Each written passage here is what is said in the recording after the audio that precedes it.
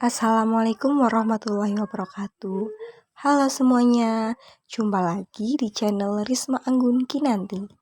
Kali ini aku akan membuat konten YouTube tentang materi literasi media, di mana tujuan dibuat video ini juga untuk memenuhi salah satu tugas UAS mata kuliah literasi media yang diampu oleh Bapak dosen Reza Ega Winastawan MA. Nah, untuk daftar materi yang akan kita bahas bersama-sama yaitu ada dua. Yang pertama yaitu etika dalam bermedia sosial dan komunikasi digital, dan yang kedua kebebasan berekspresi di ruang digital. Oke, langsung saja ya. Yang pertama yaitu tentang etika dalam bermedia sosial dan komunikasi digital. Jadi, untuk pengertiannya sendiri yaitu ada dua. Yang pertama tentang etika terlebih dahulu. Jadi, etika adalah konsep penilaian sifat kebenaran atau kebaikan dari tindakan sosial berdasarkan kepada tradisi yang dimiliki oleh individu maupun kelompok. Pembentukan etika melalui proses filsafat, sehingga etika merupakan bagian dari filsafat. Unsur utama yang membentuk etika adalah moral. Nah, yang selanjutnya yaitu media sosial atau sering disebut juga sosial media. Ya, sebenarnya sama saja. Adalah platform digital yang memfasilitasi penggunanya untuk saling berkomunikasi atau membagikan konten berupa tulisan, foto, video, dan merupakan platform digital yang menyediakan fasilitas untuk melakukan aktivitas bagi setiap penggunanya. Jadi dapat disimpulkan bahwa etika penggunaan media sosial merupakan tindakan seseorang di media sosial yang tentunya mempertimbangkan nilai baik dan buruknya. Seseorang yang beretika dalam menggunakan sosial media tentunya mencerminkan nilai-nilai yang baik di masyarakat, seperti contohnya saling menghormati dan menghargai pendapat. Oke, untuk yang selanjutnya ada contoh media sosial sendiri. Di Indonesia, media sosial sudah merajalela ataupun sudah banyak dikenal dari mulai berbagai kalangan, dari anak-anak hingga orang tua. Contoh media sosial yang terkenal yaitu antara lain ada Facebook, Twitter, Pet, Instagram, dan masih banyak lagi yang lainnya. Untuk yang selanjutnya ada etika dalam bermedia sosial. Dalam media sosial pun tentu ya, kita semuanya harus mempunyai etika. Berikut beberapa hal penting mengenai etika bermedia sosial yang perlu diterapkan oleh para netizen. Antara lain, yang pertama ada etika dalam berkomunikasi. Pada saat melakukan komunikasi dengan memanfaatkan media sosial, biasanya banyak yang cenderung melupakan etika dalam berkomunikasi.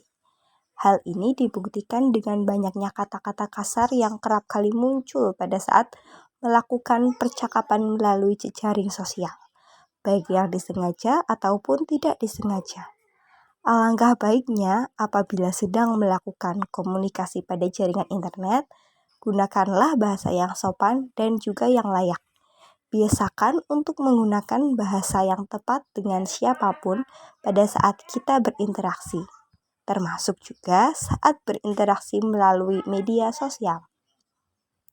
Yang kedua, hindari penyebaran sara, pornografi, dan aksi kekerasan.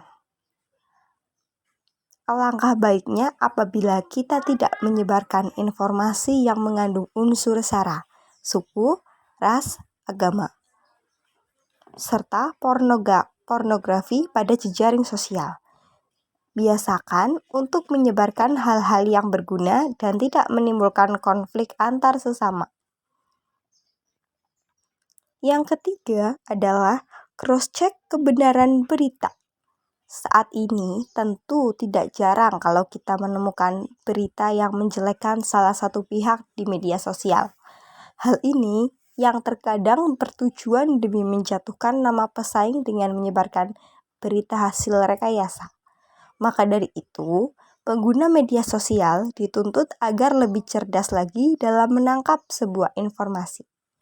Apabila ingin menyebarkan informasi, alangkah baiknya kita harus melakukan cross-check terlebih dahulu.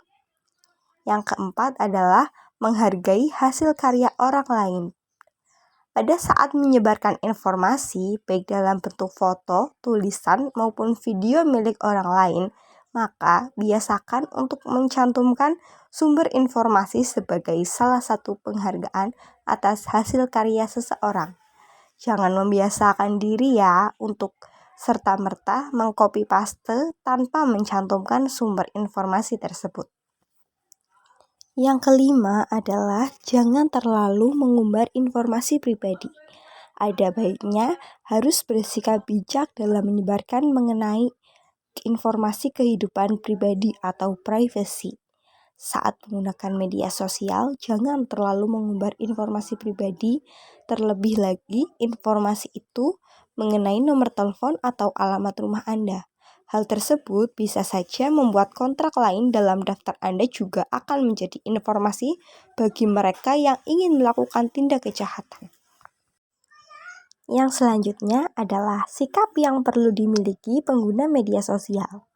Ya, untuk sikap-sikapnya tersendiri, yang pertama ada berhati-hati saat mengunggah. Media sosial itu dijadikan sebagai dunia kedua bagi para penggunanya. Mereka biasanya membagikan ke media sosial mulai dari ranah hidup pribadi, hiburan, pendidikan, hingga pemikiran dan cara pandang mereka. Dari sekian banyak hal yang bisa dibagikan ke media sosial, kita harus memiliki kehati-hatian saat membagikan sesuatu ke dunia maya. Jika unggahan kita terlalu pribadi, bahkan hingga menyebarkan data seperti alamat, rumah, dan lain-lain, itu identitas kita takutnya disalahgunakan oleh oknum. Yang kedua adalah bersikap kritis. Kritis merupakan kemampuan seseorang untuk berpikir secara rasional. Maksudnya, mereka bisa melihat suatu permasalahan secara objektif. Yang ketiga, tidak memberikan berita hoax. Hoax adalah ancaman terbesar yang kini membayang-bayangi kehancuran bangsa. Berita hoax mudah menyebar, apalagi jika dalam berita tersebut iming-iming ajakan atau berbau-bau menakuti. Hoax biasanya lebih mudah tersebar dalam media sosial yang lebih private seperti aplikasi berkirim pesan WhatsApp. Pasalnya, link dengan mudah dibagikan dari satu grup ke grup yang lainnya. Menurut pandangan pribadi dari saya sendiri, ketika kita berinteraksi dengan orang lain melalui media sosial, kita harus bisa menjaga etika kita. Etika itu diterapkan di mana saja dan kapan saja, tidak peduli di suatu tempat ataupun di suatu waktu. Jadi, kita harus menggunakan etika, apalagi media sosial ini sifatnya merupakan publik. Tentunya semua orang bisa mengaksesnya dan semua orang bisa mengetahuinya. Maka dari itu harus bijak-bijak ya dalam menggunakan media sosial. Next, kita akan beralih materi, yaitu kebebasan berekspresi di ruang digital. Untuk yang pertama, yaitu pengertian kebebasan berekspresi. Kebebasan berekspresi merupakan kebebasan yang melekat kepada individu. Akan tetapi, bagaimana kebebasan individu untuk menuangkan ekspresinya ini sangat bergantung dengan kebijakan yang ditetapkan oleh negara sebagai pemegang wewenang. Utamanya pada persoalan bagaimana negara memberikan keleluasaan kepada individu untuk mengekspresikan dirinya dan bagaimana negara memberikan jaminan kepada medium ekspresi untuk bebas dari intervensi. Yang selanjutnya ada batasan dalam kebebasan berekspresi. Jadi dalam kebebasan berekspresi pun harus ada batasan-batasannya ya. Yang pertama itu kebebasan berekspresi bukan hal yang absolut. Kebebasan berekspresi senantiasa dibatasi antaranya oleh hak orang lain untuk menjaga nama baiknya masing-masing. Karena itulah kita mengenal adanya aturan hukum atas pencemaran nama baik dan hasutan. Yang kedua, standar internasional HAM mengakui adanya pembatasan terhadap kebebasan berekspresi. Yang ketiga, pembatasan harus memenuhi beberapa syarat, yaitu melalui parameter pembatasan pada pasal 19. Yang keempat, pembatasan bertujuan untuk melindungi kepentingan yang sah. Dalam Undang-Undang Dasar 1945 pun, pembatasan kebebasan berekspresi sudah dicantumkan loh. Dalam menjalankan hak dan kebebasannya, setiap orang wajib tunduk kepada pembatasan yang ditetapkan undang-undang dengan maksud semata-mata untuk menjamin pengakuan dan penghormatan atas hak kebebasan orang lain dan untuk memenuhi tuntutan yang adil sesuai dengan pertimbangan moral, nilai-nilai agama, keagamaan, dan ketertiban umum dalam suatu masyarakat demokratis. Selanjutnya, penerapan aturan kebebasan ekspresi di dalam IT di Indonesia terbagi dua. Yang pertama, diatur dalam pasal 19 penyampaian tentang kebebasan berekspresi di Indonesia. Dan yang kedua, diatur dalam Undang-Undang Informasi dan Transaksi Elektronik atau UU IT. UU ITE merupakan Undang-Undang Informasi dan Transaksi Elektronik atau Undang-Undang Nomor 11 Tahun 2008 atau UU ITE adalah undang-undang yang mengatur informasi serta transaksi elektronik atau teknologi informasi secara umum.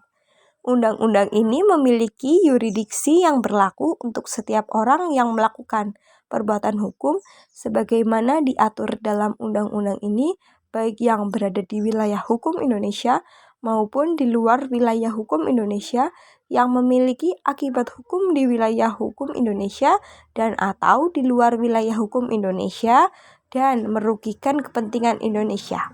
Atas asas dari undang-undang ini adalah dilaksanakan berdasarkan asas kepastian hukum, manfaat, kehati-hatian, dan kebebasan memilih teknologi atau netral teknologi. Kontroversi kebebasan berekspresi. Ada beberapa contoh. Di sini yang disebutkan yang pertama adalah contoh kontroversi kasus Luna Maya antara etika, peliputan, dan kebebasan berekspresi, yaitu etika peliputan yang melanggar kode etik peliputan yang mengusik kehidupan pribadi Luna Maya sendiri. Yang kedua ada kontroversi masalah Prita Mulyasari versus Rumah Sakit Omni Internasional. Prita mengeluhkan pelayanan rumah sakit tersebut melalui pesan terbatas di email kepada teman-temannya. Namun, kemudian email tersebut tersebar. Pihak rumah sakit yang tidak menerima sikap Prita Mulyasari kemudian mengajukan gugatan pencemaran nama baik tentang pendapat pribadi saya mengenai materi ini, yaitu kebebasan berekspresi di ruang digital adalah yang pertama, kita harus tahu batasan-batasannya. Apalagi ini menyangkut di ruang digital, di mana semua bisa mengaksesnya, dan ruang digital ini ada jejak digitalnya tersendiri. Jadinya kita tidak bisa mengelaknya. Di suatu tempat ataupun di mana kita berada, pastinya ada aturan yang mendasarinya. Maka dari itu kita harus menuruti atau mengikuti aturan-aturan yang ada supaya kita juga tidak salah dalam tindakan. Seperti dalam kebebasan berekspresi di ruang digital, ketika kita salah, misalkan itu ada pasal yang mengaturnya, pasal ITE atau Undang-Undang ITE. Maka dari itu kita harus berhati-hati dan tetap waspada dalam mengekspresikan diri kita di ruang digital. Sekian materi yang dapat saya sampaikan. Bila ada kesalahan ataupun tutur kata yang kurang berkenan, mohon maaf ya. Terima kasih telah menonton. Sampai jumpa di konten yang lainnya. Wassalamualaikum warahmatullahi wabarakatuh.